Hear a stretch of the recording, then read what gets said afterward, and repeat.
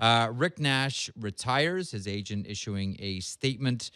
This is related to concussions and the risk of brain injury to greats. So, as you mentioned, 1,060 games, 437 goals.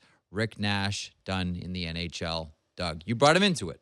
You know what? It was some funny stories. I remember going to scouting him in London and asking him what line he played on. He was playing for Dale Hunter. He said, "I'm not on a line. I just go. I just go every second shift." But you know what? He came in as a teenager, just a wonderful young guy. He was a 19-year-old Rocket Richard Trophy winner. Yeah. And I remember thinking, and over the years in Columbus with him, the best centerman I could get to play with him was Andrew Castles, who was a pretty good playmaking centerman, but it was late in his career. Then Fedorov came in and was pretty good with him, and never really couldn't, I never did get the right centerman to ever play with him to give him a chance. I mean, so in fairness, he did a heck of a job considering. Mm-hmm.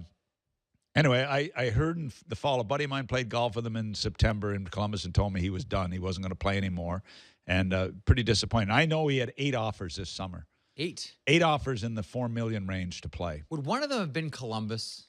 There are some that believe he would have wrapped it up in Columbus. I don't know, but he lives in he retired in Columbus, Yeah. married a Columbus girl, and he's got 3 kids, and he's going to do well. But I had heard a month ago he was still wearing sunglasses, when he goes out, that he was still bothered. So anyway, he was just a super great person. He really was. Burke, thoughts on Rick Nash? Well, I think it's sad when really good players retire. I do. I think it's a bad day for our league when we lose top guys. He was a top guy. I think if you asked, the one criticism would be that he wasn't an all-out player all the time. But I think considering how much he played, you'd have to say guys like that have to rest sometime. And great goal scorer. I don't know him. I know him to say hello to, that's all.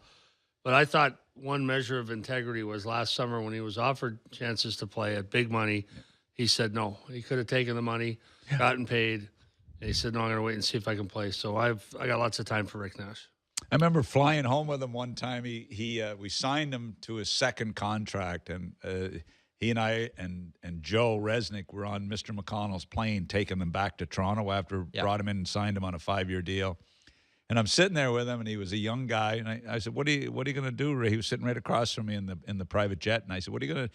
And he said, "Well, I think I'll buy a cottage up in the Muskokas."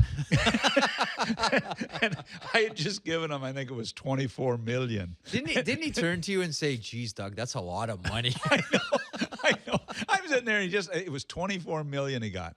So his first contract, he started off, it was an entry level, and he hit every bonus. Yep. And I'm going nuts. I'm coaching at the time, and every time we get a 5-on-3, I'm thinking that's $15,000 a goal every time I put him on there. And I got the old man up in the box thinking, "Oh, here goes another 15 grand." I think he went to $3.5–4 million in his bonuses or total package.